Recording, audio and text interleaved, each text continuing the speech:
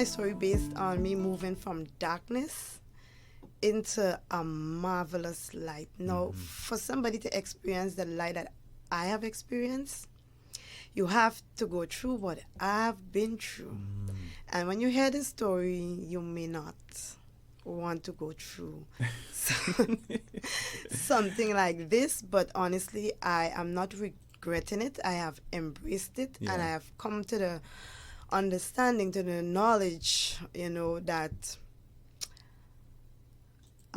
things are being set up for me in a way that I don't even understand. Yeah. The blessing I have been seeing from this past life of mine, it is really marvelous. Yep. So I will dig in deep, and I must say up front, my brother, that what I'm about to share, persons may find it very deep, for me to tell a story like this.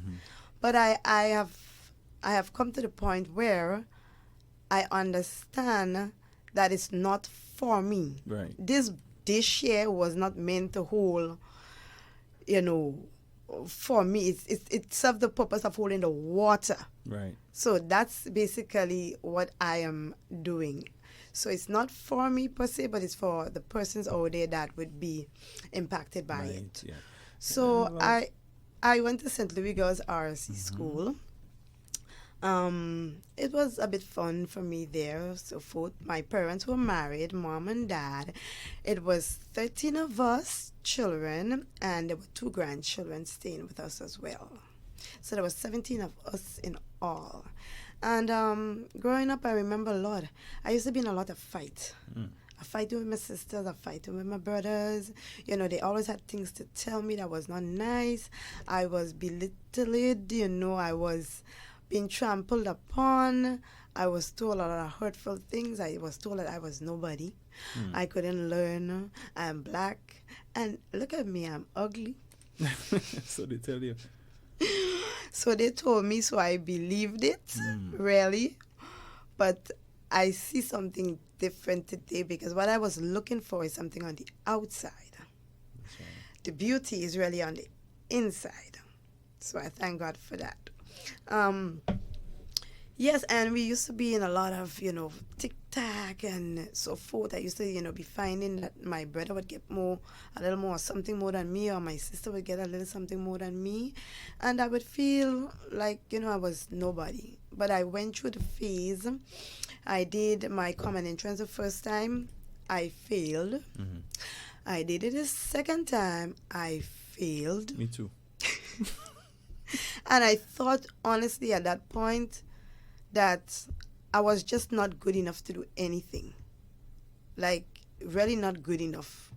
But there was somewhere in me, though, as that child, saying that, if I study hard, and if I get the help from my parents, and I do this and I do that, now I'm talking to myself, I'll be able to do this.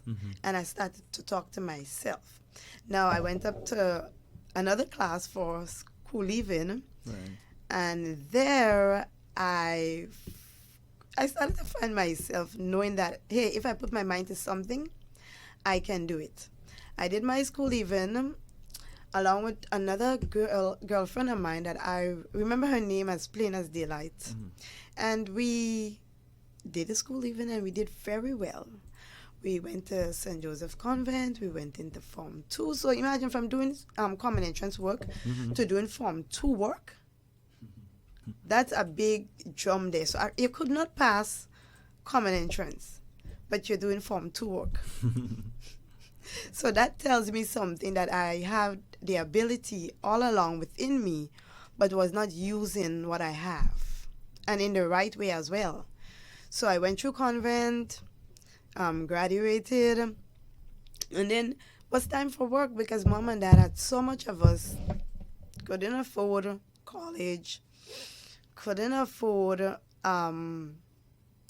SGU, or things of that sort. So I had to go out there and work. And I went out there, I worked, and, in working, you're meeting people. Yeah. And now you think it's a big woman because you're working. What age were you at that time, though?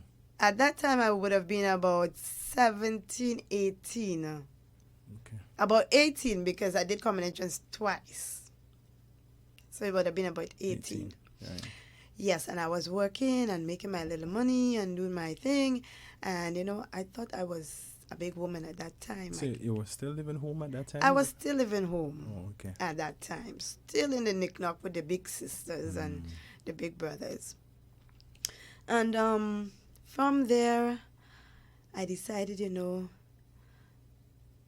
I would go liming one day. I remember pretty well, I wanted to go lime. And I think I would meet up some friends because at that time I was very shy. Right. I was very in the closet, child. I would hardly speak. I would hardly, confront someone about something. If they do me something, I would just leave it alone, let it be, let it go. Right. And I remember my sister saying to me one day, "You're a coward.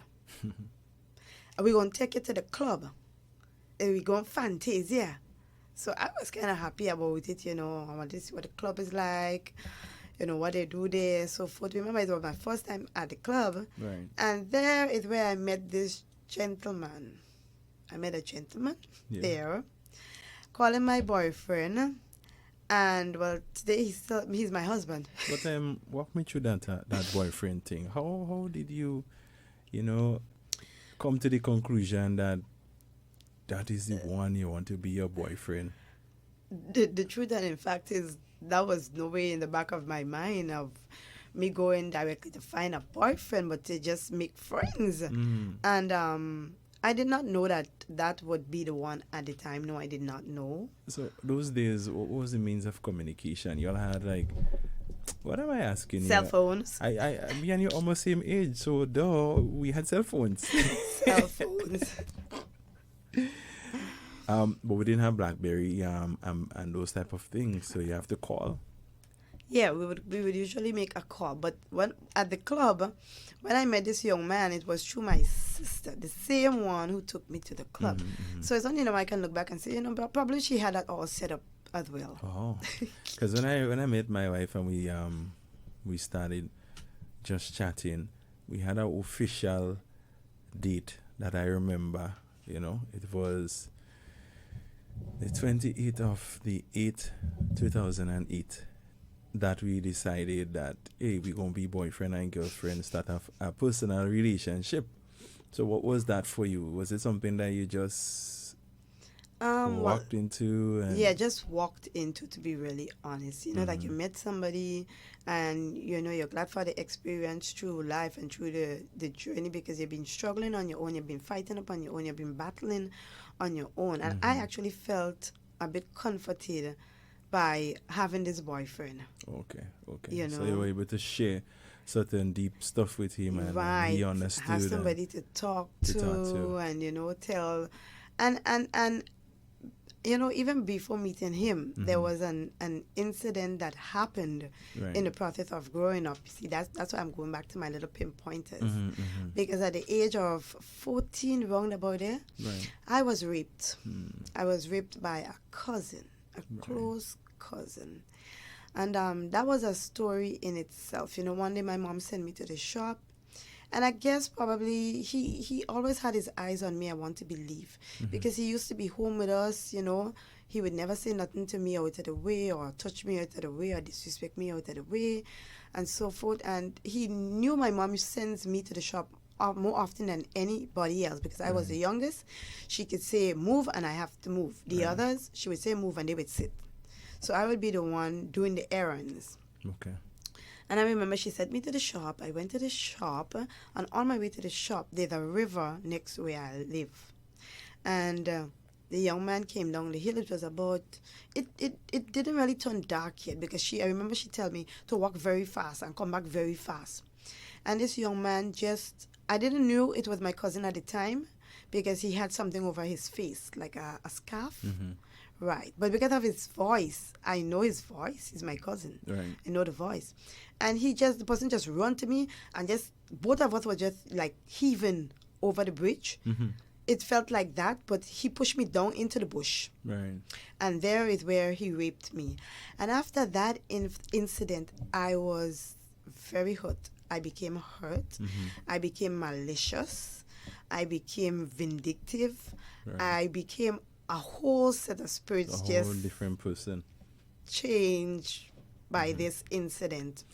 So I didn't hear you share that part, but did you ever mention it to your bigger sisters, your mother? I told my mom. Mm-hmm. What was the response? I told like my though? mom. It was like a hidden story. Mm-hmm.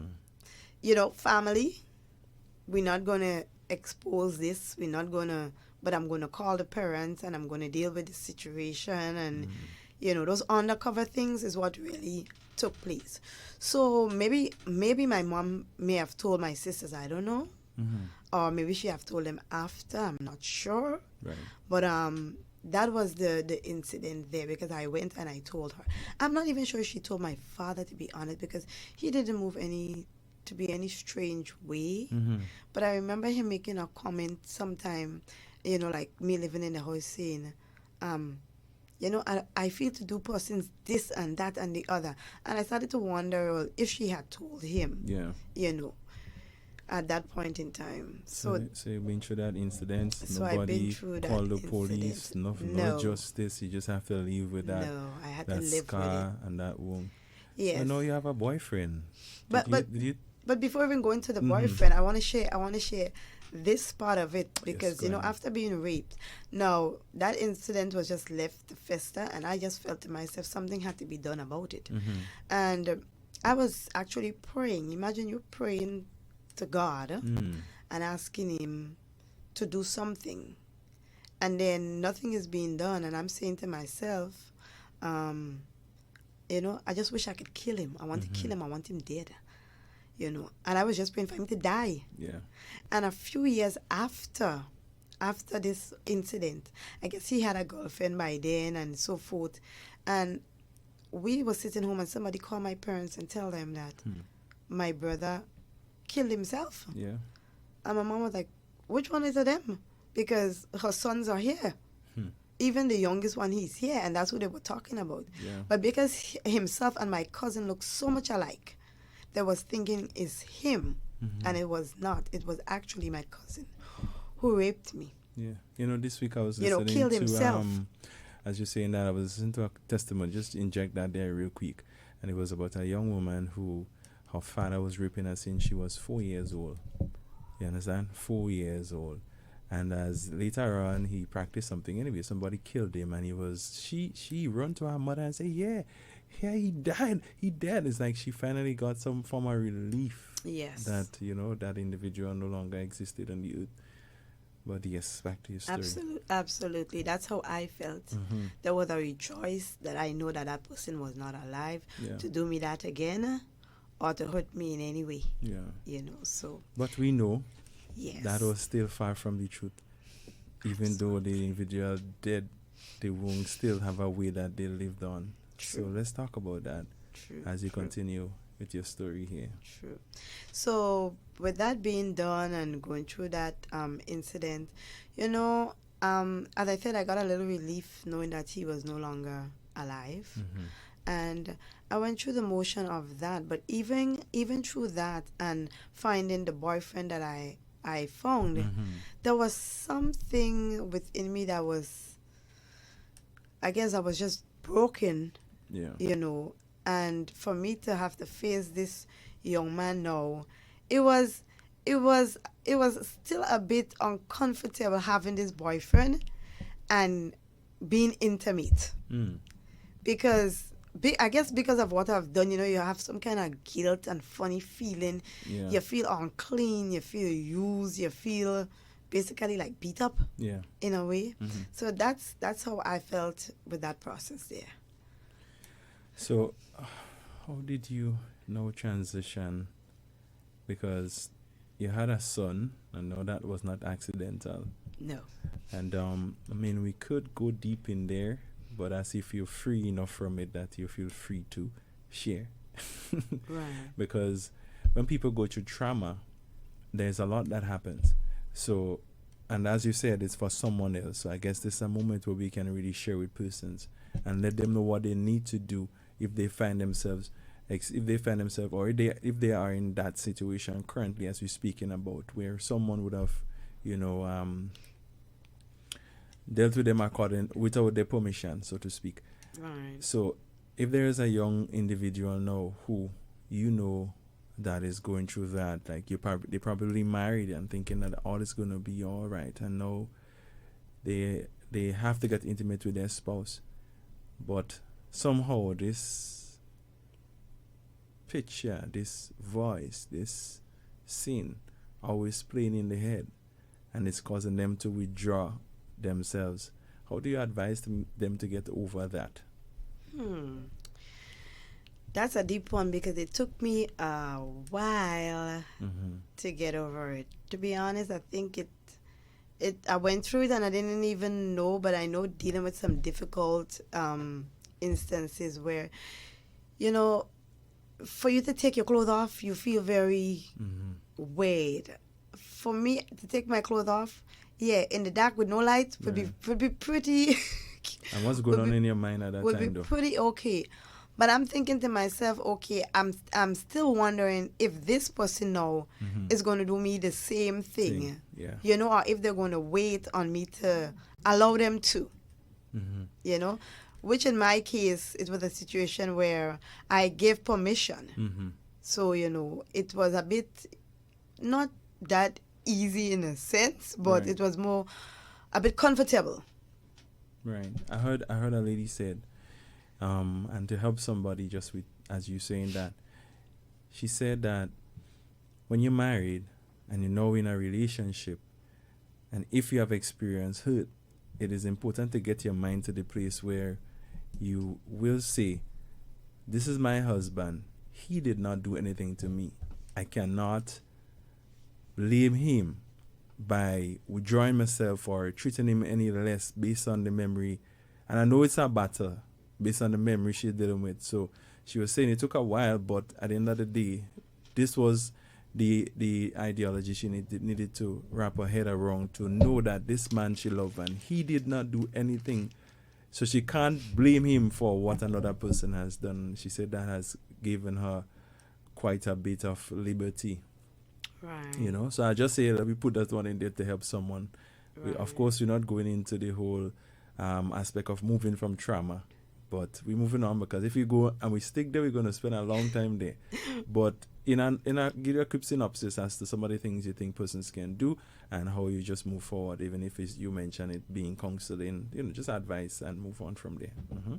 Yes, I think one of the things is making the effort to move from that place where you have to forgive that person and to be able to, move Right. to where you want to be, because as you rightfully said, you're going to be stuck there Mm-hmm. for a long time making no progress. You're just in that hole, in that same place, right? So moving on from that situation there, it did not get any better, Mm-hmm. but life got a little bit more tough. And actually that's why I kind of go back a bit to my pointers, because from rape, it's now me being pregnant, and Right. that was not for my husband. Okay. It was not for my husband. Let me make that clear. And therefore, meeting this person in this short space of time, so I met my husband at the club. Mm-hmm. In between that time, so I'm talking to him, nothing is going on, but there was somebody else that I met Mm-hmm.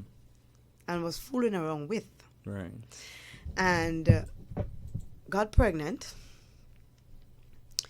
and decided to have an abortion. Right.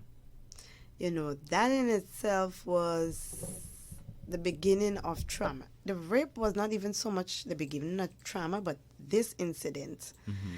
Because when I did it, I felt like I lost part of you. me. Yeah.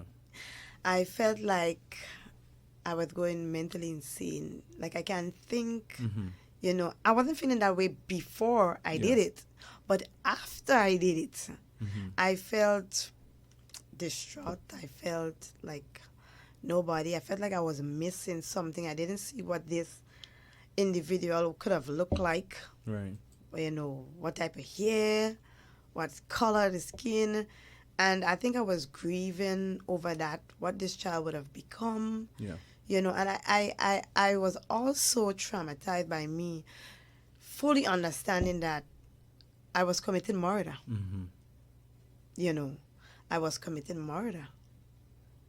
So I took something away that God had placed here for a reason and a purpose. Right. No, that in itself there is very deep. That's why I said that's the beginning of trauma. I mean, the rape situation, you can get a little counseling and a little, and you may get over it quick. But that one, persons who have done that, been down those roads, there is a level of trauma behind that situation. And it's not easy to get over. That's You right. may think you have gotten over it, Yeah. and you have not. I mean, I have gotten over mine by now, but it still crosses my mind. Yeah. Yeah. Because I'm thinking, hey, I'm supposed to have 3 kids. What the first one supposed to be? What it was supposed to look like? But again, thank God That's for a Jesus. difference. Thank God for Jesus. And that's the whole idea behind the theme, I am free. When you know Jesus Christ and when you take the opportunity to say to God, I am nothing without you. In fact, my righteousness is as filthy rags. So no matter how righteous I think I am, it will never match up to your righteousness. Absolutely. But I depend on you, Lord. And I know, yes, my past is my past, but my past don't define who I am now. You understand? Because the word says, behold, all things have passed away and all things has become new. In fact, you are a new creation in Christ. What you must remember, at the time when you're doing that, did you have any knowledge of God? You understand? You had no knowledge. And something that crossed my mind, I wanted to ask you, because you mentioned your parents had how many children? There were 13 of us plus 13. 2 grand. And you only have 2. Most times, people in your situation follow suit. True. And you would look down the line and you see, this sister have 10 children, this other one had, thank God for Jesus. And each one of them have a story, sometimes a different father, you understand? But luckily you have 2 kids and they're for the same man. So praise God. Thank God for that. Let's move on again. Thank God. Right, so going back to me meeting my husband and the club and, getting together. Actually, he, so this part of it involves my husband a lot. So I'll be talking a bit about him, not testifying for him. But he allowed me to share because he wanted us to be plain and clear and to be able to help persons. Because a lot of the time we hear testimonies. Boy, I hear some testimonies. They're very nice. And I'm looking. And I get in there one day, and the Lord said to me, sorry, but the Lord said to me, you there are people who have lovely testimony too, and they're going to come on. True. Sometimes you hear testimony, I always think it's always something bad that people been through. True. Man, people make good choices too, and they, So I've heard some good testimonies, thank God for that. Yep. But there's some that's pretty deep, and I believe if, I understand that mine is deep, and I know there are persons who've been there, are persons who actually going through similar situation, and they need help, and they need a way out, and they need a little bit of hope, and they need to understand somebody who have been there. I'm not a psychologist. That's right. I am the real person who've been there. So I'm telling you as is. And right, so met my husband. I grew up with a bit of Christian background. So they sent us to church, but never been with us. Okay. So we went. By the time I'm back home, if I could tell you what the pastor, the bishop, or whoever say, they said nothing, because sometimes we ain't even rich. We sit down on the side of the road, we take the collection money, we buy penaku, we buy biscuits, we eat, and we went back home. Which was not nice. Please, young people, don't do that. Huh? I'm not saying it to encourage you guys to do it, but to disencourage you guys. Don't do that. And I remember my father always saying, when you meet a young man, don't just let her use you up. Make sure somebody who wants to marry to you. So make sure you have somebody that you could marry to at the end of the day. And I think that stuck with me out of everything else probably he had ever said. And I always had in the back of my mind that I need to get married I wasn't thinking if he's young or if he's old or in between, but I was just thinking that it's the right thing to do to get married. So when I met my husband, boyfriend at that time, I was always saying to him, I want to get married. I want to get married. I want to get married. A year passed and I want to get married. Right? At that time, everything about him was of the sweetest person that you could think of. I couldn't find faults at that time. But between a year and a half, I started to notice little things where, okay, now I moved out of my mom's house. They know that I have a boyfriend. They know that we're living together. And I keep telling them we will get married. I've been telling them that. So they have an idea of that. And we're living together. Actually, my husband's brother was living with us at the time too because we were renting. And like 4 days in the morning, like up at 4 o'clock, I would get up and my boyfriend at the time is not there. Where has he gone? I get up, I'm looking in the toilet, I'm looking in the bathroom, I'm looking in the veranda. Nowhere to be found. Okay, walk around the house, decided to go back inside, lie down and rest. And then after 6 minutes to 7, he's coming. So I'm like vexed now and I'm arguing and I'm hyper and like, where you come out? You leave me sleeping and you just go. Where you went? Oh, I went for a walk. And he left that day. The day passed and, well, to be honest, I started to make confusion. I was like a tripping pipe at that time. It wasn't stopping. And I was going on and on and on and on. And I said to him, these old young ladies and them that are going behind thee. These no good women and them are going behind. What's up with that? No, I guess he started to feel guilty after me saying, and it was actually falling in the right place. No. I couldn't tell earlier what was making me say these things, but now I understand. The Holy Spirit was guiding me even in my, could I use the word messed up life, dark place at that time. And my husband decided to tell me the truth now. Wow. Were you able to handle that truth? Well, I wasn't ready for the truth anyway. And he would say to me, I was up on the phone. This young lady that you met me speaking to in tongue was my girlfriend. I said, was your girlfriend? I said, so you're with me and you're with a young lady? Yes, and she's a Christian. I was like, okay. And he's saying to me, well, he just went to talk with her to break it off. I said, you sure that is what you went to do?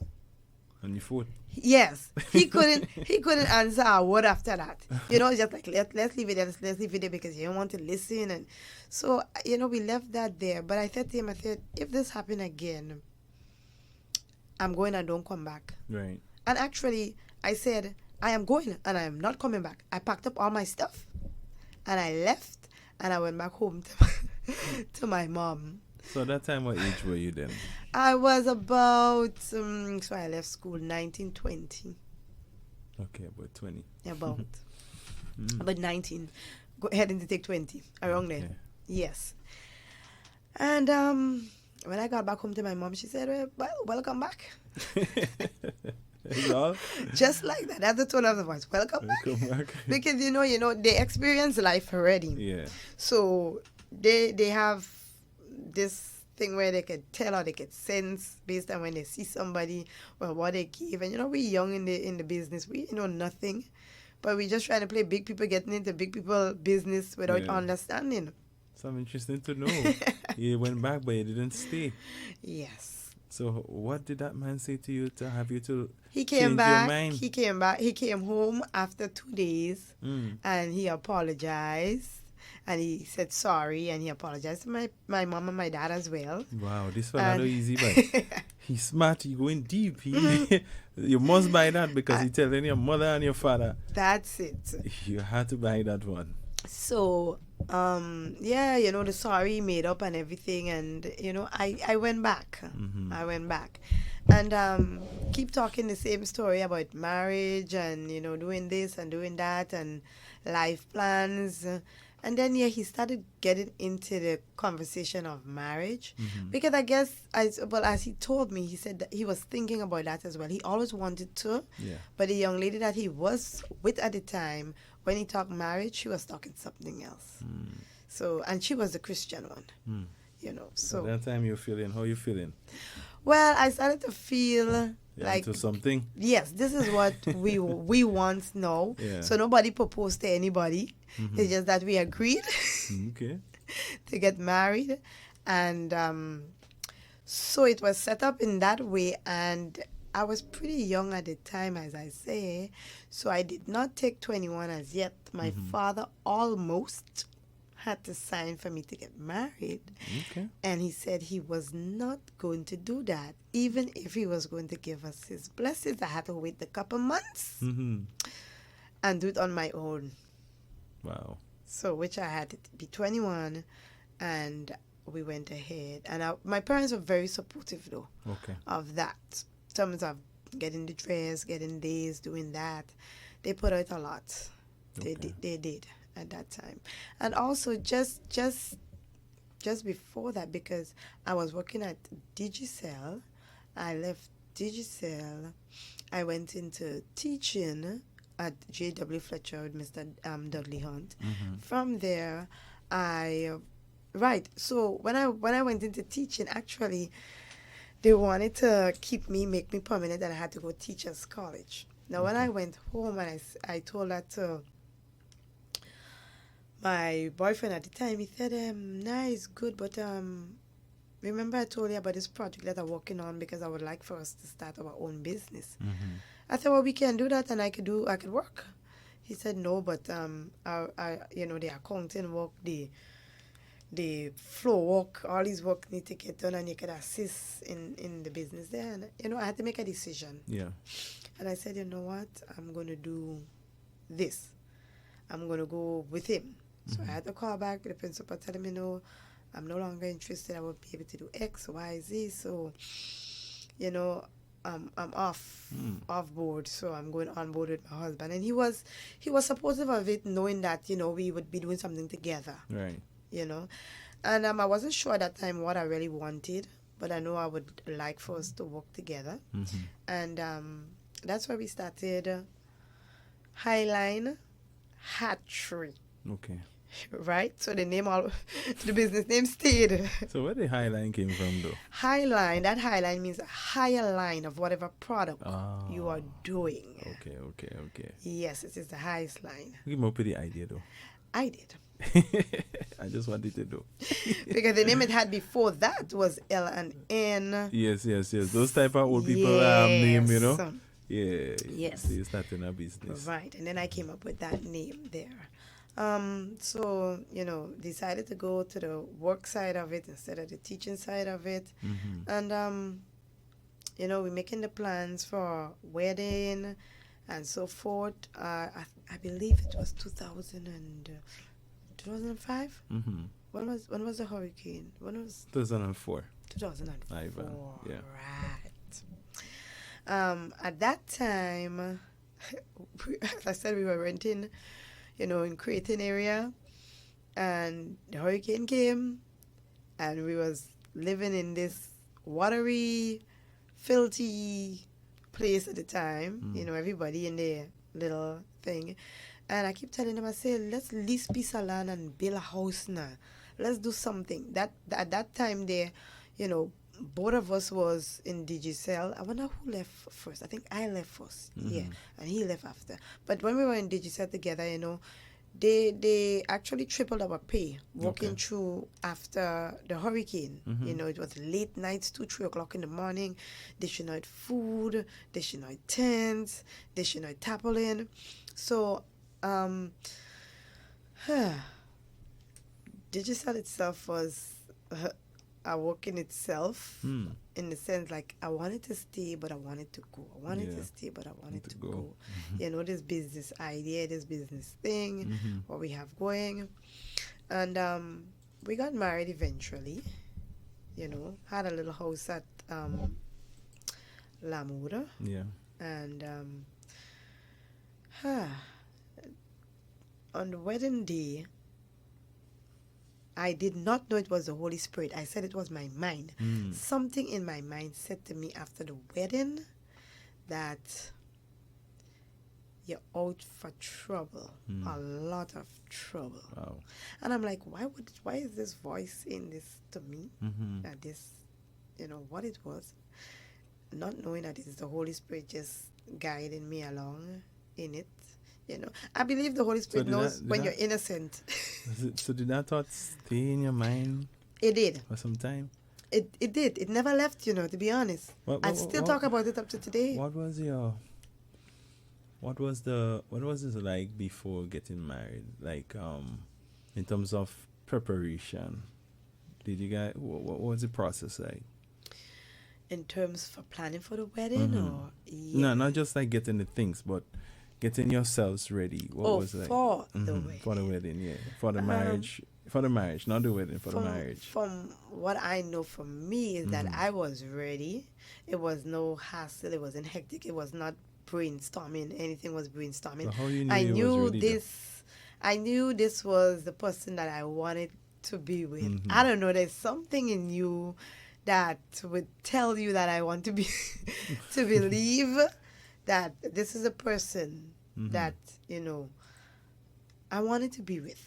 Right. Because this is this is a person that I call boyfriend when I left school, not the other person that I happen to have intimacy with. Right.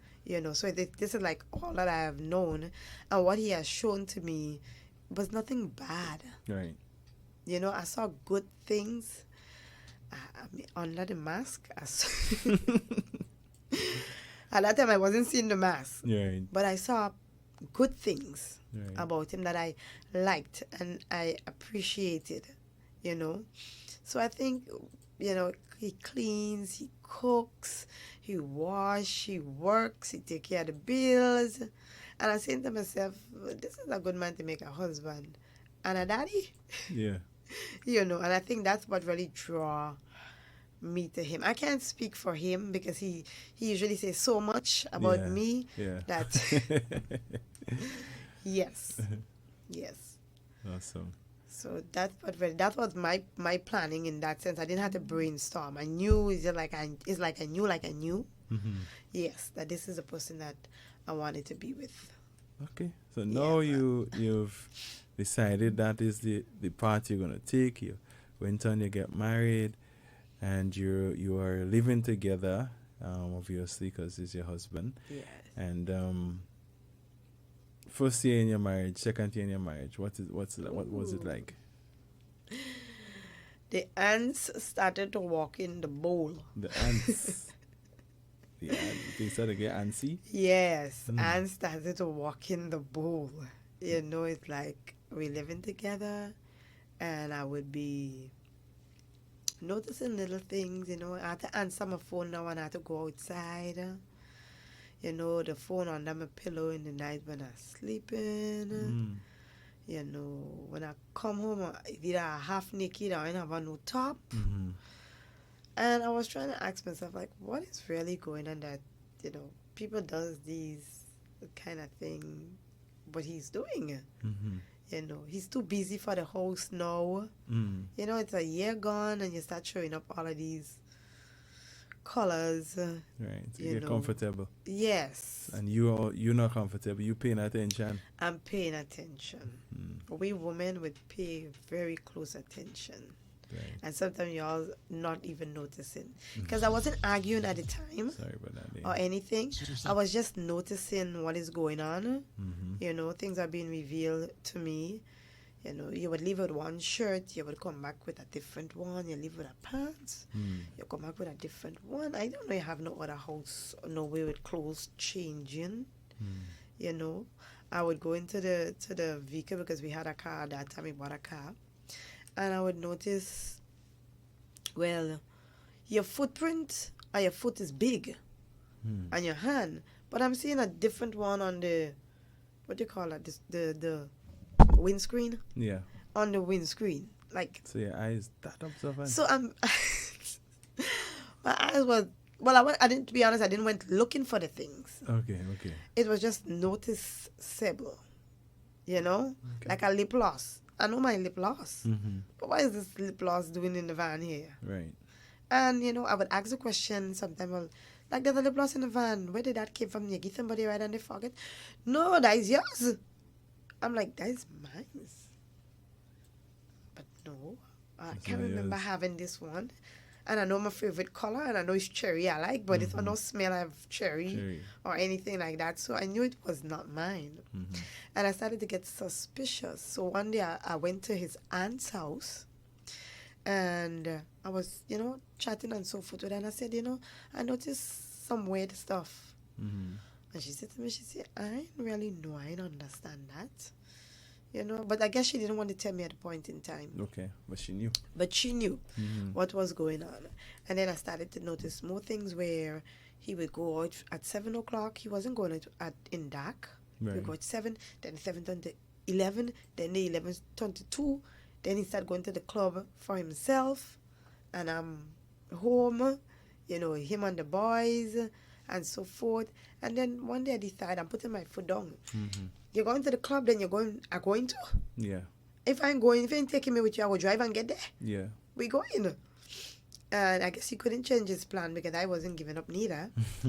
And when, follow them, go to the club. So his friend now picking up this other girlfriend when he's married as well. Then the other boyfriend picking up another girl. So everybody had another partner. Mm-hmm. And there was this extra girl. I guess she's very observant Mm-hmm. because he already tell them what I look like, I smell like, and I am like. So just from, that they could tell, well, maybe, okay, that has to be her, Right. So they're not coming close, but they're staying afar. And then he would go to the bar and he would buy drinks, and then he would bring it over to the person. And I would be like, well, who's that? Mm. Oh, my friend gave me the money to buy the drinks for us. That's one of their friends. At that time, he's still trying to cover. At in, that time, in he plain was sight. still covering it In up. plain sight. In plain sight. He was covering it up. So, what was that night like when you got home, though? Well, when we got home, I guess we drunk, so Oh, you got sleep. whatever take place, and then to bed, right? That was it. But next morning when I wake up, and I'm okay, and I'm going through the day, it plays on my mind. Mm-hmm. Well, who was this young lady? What's really going on? Right. And I would notice there now, the money that I was getting, because he would work and he would bring the money to me. And he would say, you will take care of this, you will take care of that, pay the bill, and then you go put whatever, aside for me to get whatever. And that wasn't happening anymore. It was a change of things going on. Okay. Less money coming in. And I'm like, why you buy this one then? Because I didn't see you coming no shirt and no shoe and no, nothing different. What it is. And he would be like, he started to get offensive. Mm. So what you asking me? Yeah. Why you in my business? Or defending Yes, something. he's defending something. Mm-hmm. So that gave me the little clue now. Something is going on. Yeah. So now I started to dig in and I started to search. I was a detective. Mm. By the way, I would have made a very good one. Because I was finding out things very quick, Right. very fast, and very accurate. So some women they say they don't want to know because they can't handle it, but you getting all that information. So what are you doing with it that time? I was storing it up in a bank of maliciousness, just waiting. Right. I was storing it up in that bank there. Because I started noticing, well, okay, the shirt have lipstick marks. Mm-hmm. The vest has some kind of whatever it is on it. And I'm thinking to myself, well, that ain't right. Right. And then I would notice, okay, forgetting to delete the text, because usually when I see the texts, they are deleted. But okay, I started seeing little texts, and then yes, and okay, I'm not saying anything now. I'm not making any confusion, because if I make confusion, I ain't go no more. Right. I'm making them wise. That's what I'm saying to myself. So I decided, okay, I'm just digging in, and getting all the evidence. Then I started noticing, okay, this is a female bag. Yeah. What is it doing under the seat in the car? Okay, I'll leave it there. Then I noticed, okay, the late nights continued. Next thing I noticed, you're starting to lime a particular place. Right. Next thing I find I'm noticing a particular female. And I'm noticing a lot of things that makes us suspicious as women. You lie down in the night and you're on the computer and you're going whole night on the computer. So this is what I did. When we was at the little board house, it's board. And the boards are very soft. Right. So when he not there, I started to drill my holes in the board so I could see what he's doing on the computer. Okay. Now, please, women, don't waste your time doing what I'm telling y'all. Lexi. It work for me, but it may not work for you. And there's a lot of time More hole wasted in the walls. when you can spend time Praying. or in the Word of God, That's and you'll right. get more revelations and things would be shown to you as plain The as Holy daylight. Spirit will show you everything. Yes. So I bought my little hole and I'm watching, peeping, if you see me, to see, and I'm very quiet. And I'm noticing all the pawns. I'm noticing now something called Skype. So you can see the person and so forth. And he's doing all of these things with females on the computer. And I'm like, we women, when we sitting and we want to know, but we shock. I'm like, I wish you never saw that. like I wish I never knew, Yeah. to be honest. And I ain't saying nothing still. And then the late night continued. So one night I decided to rent a vehicle. I made up my lies. I said, I'm going to spend the time by my best. Well, she wasn't best friend at the time because we never used to say best friend, but my good friend, she was like a sister. Right. And I was explaining to her what I noticed, what is going on. And she's telling me, no, don't do this, don't do that, don't waste my time, don't even think about it. She's saying no, I saying yes. So I can't really go by her, but I'm using she name. And when I finish do what I do, I call her and tell her, in case if he call, this is what I have done. Tell him a day by you. Yeah. And I went out there and I'm tracking our vehicle to see. Well, I know this is where he does be lying. So I waiting here to see who he picking up. He ain't picking up nobody. Drive low along, he pick up the female. And then he gone on his journey and I following in his strange vehicle. And woman, it's not a good sight. I know some of y'all could tell. Yeah. To see your husband at that time, in action with somebody else. Must have bleed. There was out. something that just like chopped me. I think I was bleeding inside out at that point in time.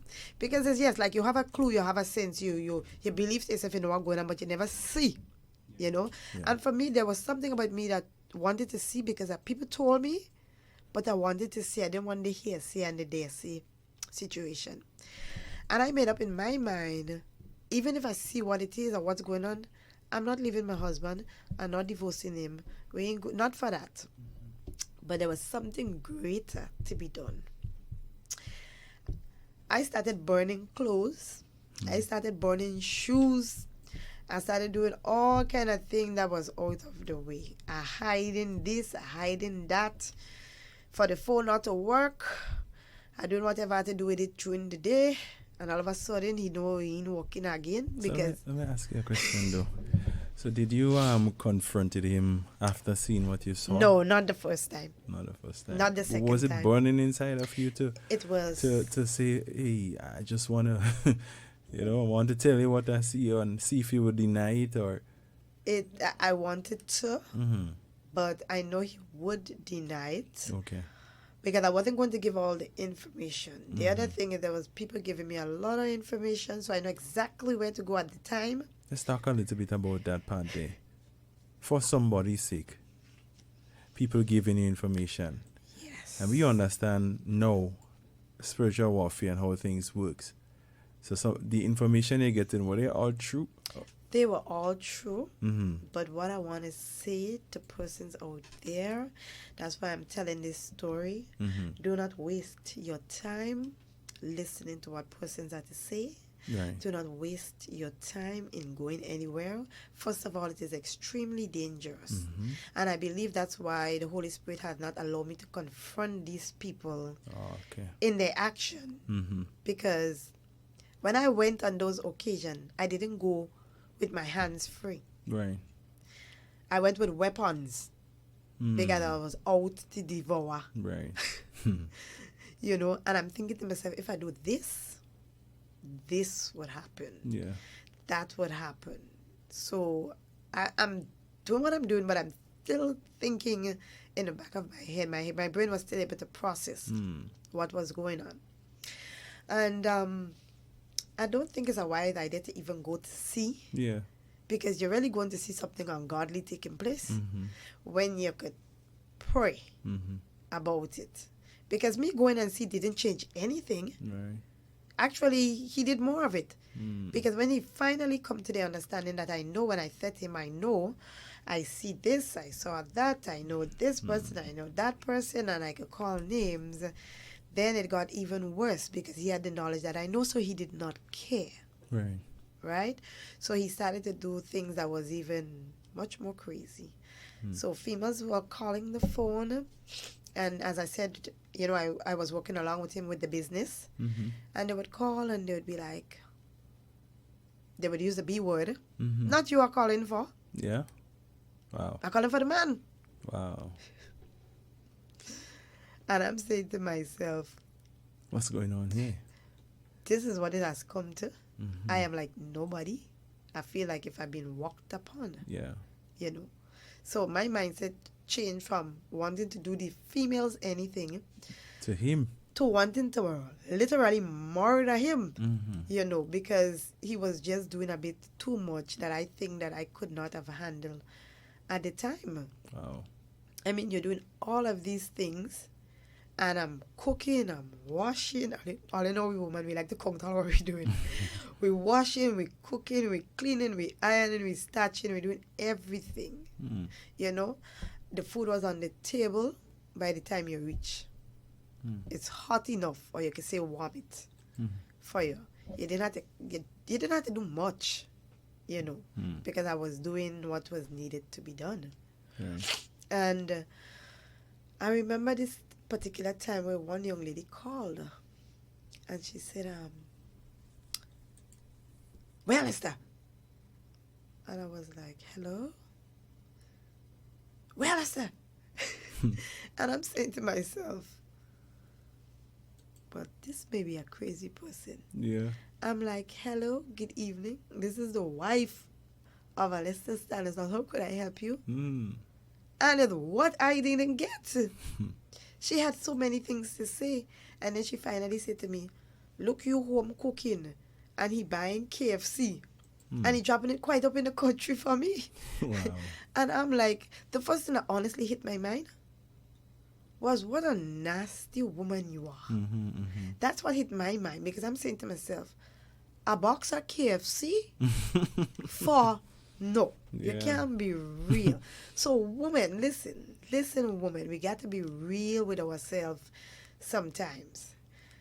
Being with people's husband, I have been with somebody's husband before, not knowing that he was a married man, right? And also being pregnant and having an abortion. So y'all see how it lines up? Stay away from people's husband. It is a curse. True. Stay away. And it goes the opposite way as well. Same way. Stay away. Leave people. That is their business. There is a covenant between them and God. Don't get between that.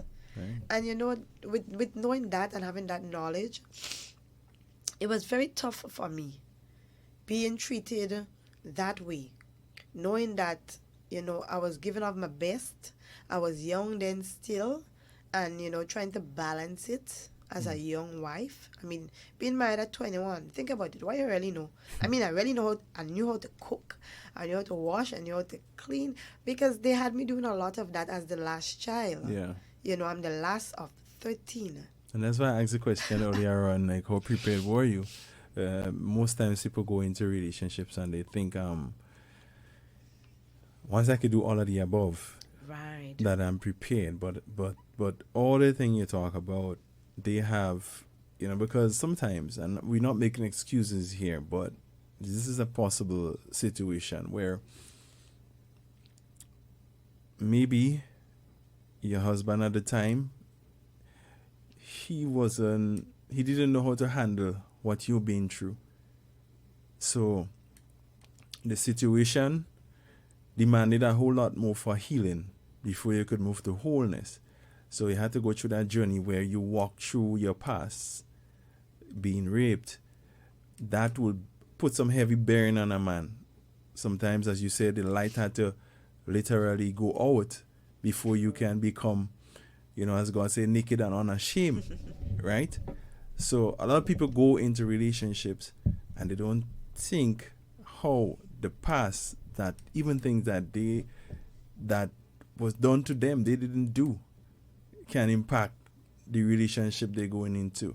And so some people respond different because what they want they're not getting.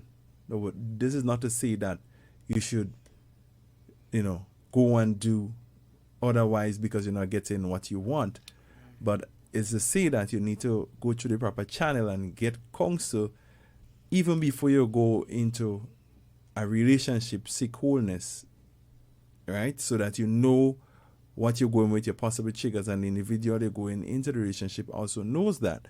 So that now when you're in there, the thing can work smoothly. In Lexi case, you had a lot of friction, and I could imagine.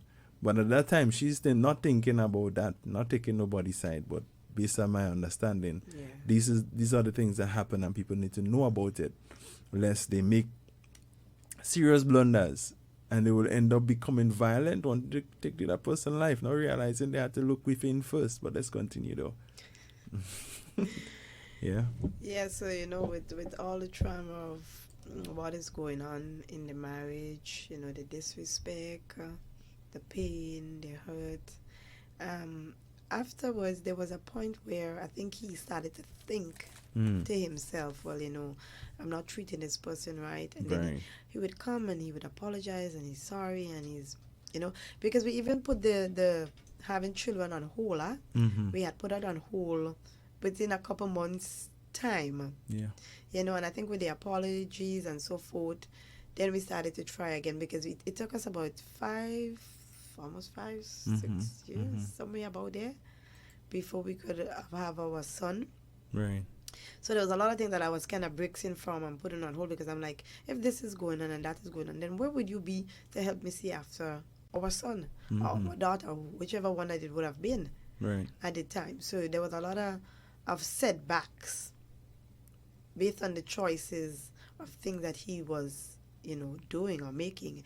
And then, as I say, it was just so many steps like in the wrong direction at the time. So we move even further and deeper into situations where he's not coming home at all. Right. He's going out and he's not coming home. And that started to get out of hand. Where it'll go 2 days, 3 days, and you're not hearing nothing. And then the person just back home like normal. What's up with that? You're just walking the house, hello, hi, how are you doing? And you got about your business. It was very strange, very weird, and I had to go back to his family and find out, well, what's really going on? Somebody did not tell me the truth. Somebody did not tell me something. And then one of his aunt put me sit down and started giving me clues of what to look for and things that he did in his past that I don't know. That's just they're hidden. There's a lot of hidden things. And if they want to know, because Lexi can't go through the whole thing now, but if you want to know, you'll have to go and look at the man's testimony. He shared it a few weeks back. All right? But share what you want to share, because if it joins to your story, then you can't omit it. Yes. Right? But if they want to know more, they would have to go and find that testimony. I'll share it in the link anyway, so that way make it easier for those who are in social media. Go ahead, though. Right. And then, with the late nights and finding out what's going on from his family, and I'm actually blaming them, because I remember before we got married, we sit down, we spoke with his family, we sit down, they spoke with my family, we share everything, make everything open and clear as possible, not realizing these people and them know all these things. Didn't tell you? And they haven't told me anything. I was mad. Crush. I was vexed with everybody. I was literally vexed with everybody. I stopped talking to people, because I'm all of this going on and nobody shared anything with me. At least it wasn't as bad as, continuing down in our marriage. Yeah. But it would have just hinted me a clue of As to what to as to expect. what Yeah. to And that's what expect. I was saying when You I know? said if you know, then you would know even if you want to continue. But when it's Yes. hidden, it feels like deception, and then it brings on an extra weight on your shoulders, on your chest, and your back everywhere. Absolutely. You know, so what I'm thinking is, okay, yeah, it's just the female situation that's going on. Which, when I think back now, that ain't so bad, you know, to be honest. Compared to me not knowing, hey, you're out there and you're doing a lot of robbery. Mm-hmm. It was robbery. Yeah. You know, a lot of violent things were going on, and I'm there and not knowing what's going on. I remember hearing my parents say in the past, wives and mothers and fathers sometimes has been the last to know what's going on. That could be true sometimes, not all the Not all time. the times. In my case, it was an innocent one where I did not know what was going on, and it was Okay. hidden from me until I was given a little hint. And after I was given the hint, and I went to my husband and tell him, this is the case, that is the case, that's what I know. I didn't tell him who tell me, boy, the horse flip upside down. down. You ever see a horse walk upside down? Everything just upside down. It was crazy. It was confusion. Now it turned into fight. Now it turned into mash up phone, mash up computer, because these are the things that I go in to get the information. Locking doors. Imagine you're living in a house and you can't open your door. You can't open your door. Locking the doors where you hide your stuff. Things are hidden. You know, it become crazy. Wow. You know, at one point in time, I'm driving, but I started to feel uncomfortable because I have noticed, why is it we driving and the police always targets our vehicle to stop it? Right. And I did not know why. You know, there was one time as well, the police came, but they went to the neighbor. But from the neighbor house, they come to our house. And I'm like, asking him what's going on, and he's telling me, I have no clue, I know. I know. But I see they coming by my cousin over there. Not knowing it's him and the same cousin. Not doing what they're doing. And they like a twalalang thing going on, you know. And from me knowing that, something just, I was broken, I was pierced, because that's not the lifestyle that I know. That's not how I grew up. You know, my father was always there to provide for us. My mom was always there to provide for us. They did more than what they had to do to provide, you know, in that sense. But I wasn't used to this kind of thing. It had me traumatized. Yeah, so that's added trauma. You already been through your trauma. You're trying to see if you could find love in a man, and only to find out is a whole different story. That's it. Yeah. With him ending up, you know, police at the door every now and again. And I had to ask the policeman, I say, well, what are you here for? Actually, to be honest, I started to hate the police, you know. Could imagine. I started to hate the police because they wasn't finding anything. Nothing was coming out of the situation. He's denying all the things and them. So I saying to myself, you know, that is you're just attacking the man. Are you just attacking the man? What? But I ain't have nothing, so what are they attacking him for? You know? Why is he doing his thing undercover? And the police showing up now, they're showing up there, they're showing up there. And I'm getting frustrated. Why is the police at my door every time? And then after speaking to him, for some reason it calmed down for a couple years, you know. And then I decided, okay, you know what? Let's have our child. Yeah. You know, and that's where Prince came along. We had Prince. And, you know, things were going a little hiccup every now and again, up and down. But I was behind with it, but I still was not comfortable. I still was not happy in the marriage. Right. And so at that time now, more trouble in all of this, more trouble. You know, to me, like, now himself, he was doing things that I did not know. Now, I'm in the hospital having our son, and this man out there committing all kind of crime.